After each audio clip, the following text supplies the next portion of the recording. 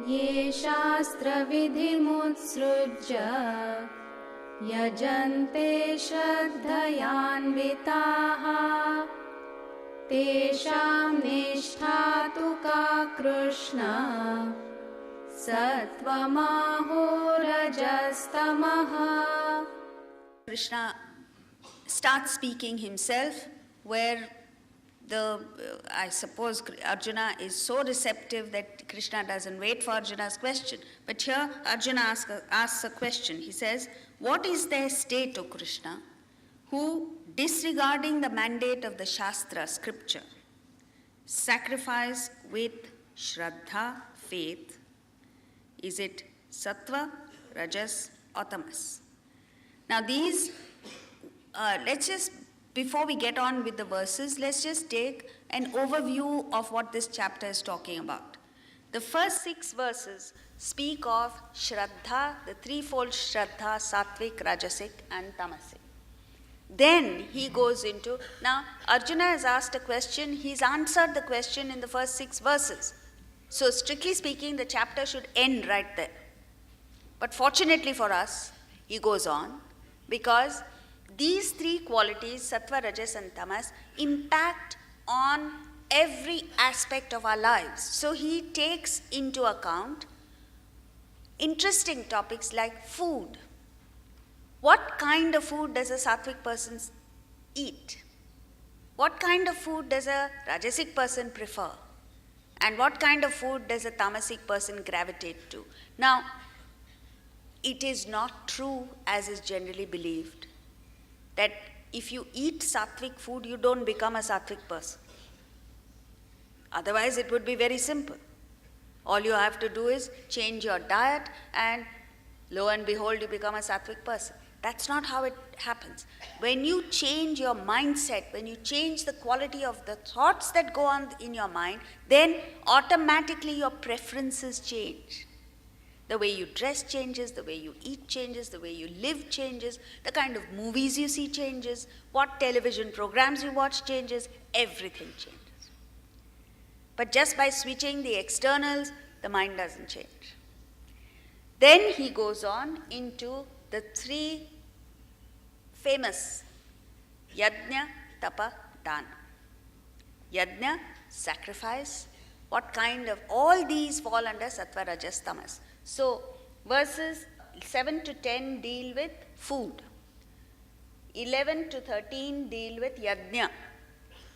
14 to 16 deal with tapas of the body, speech, and mind. And then the other 2 topics, tapa and dana, are taken, and the last few verses, 23 to 28, deal with Om Tat Sat and Asat. Now what that is, we'll look into when we get there, so don't worry about that.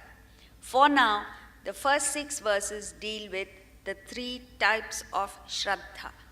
So his question here is, he's put it in a technical language. What he means is, see, if you are sincere, you're dedicated, you want to do something with your life, you fix a goal, but you don't go about it scientifically.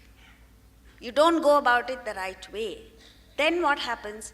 You don't get, even though you're putting in the effort, you don't get the fruit of your labors because you haven't gone about it the right way. A simple thing, like a person wants to lose weight. The majority of us fall in that category. If you want to lose weight, you decide that, oh, I should do this, exercise a little bit and restrict my diet and this, that, and the other, and you find that you're not losing weight. Then you come to the conclusion, my constitution is like that, my genes are like that, and I will not change. That's wrong. What it is that you are putting in effort, you are perhaps sincere and dedicated, you genuinely want to lose weight, but you're going about it the wrong way. So what you need to do is consult a specialist. Consult someone who knows. And what does that person do? You go to a dietitian, you go to somebody like that, and all that the person does is questions. What are you doing at the moment? What are you eating? How much are you exercising? What is your lifestyle like? and fine-tunes it a bit, just a little bit. Adjustment is required. And then, like I met someone the other day, I said, "Oh, you've lost a lot of weight. What did you do?" She said, I went to a dietitian and now I'm actually eating more than I did before. I said, "Really? Who's this dietitian? Please let me know." But I eat the right kind of food and I exercise.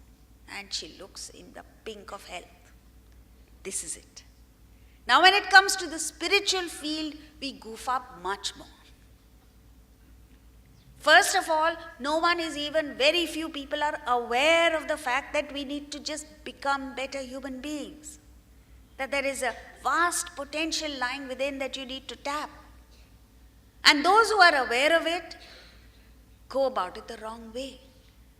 So what is it that you do? "Oh, I do this. I go here. I study this. I do, whatever it is that you do in the name of spirituality." And if you are asked, "Why do you do it?" "My neighbor goes, that's why I went." It's like saying, "My neighbor follows a certain diet, so I follow the same diet." No. That's what Arjuna is asking. What is the fate? What kind of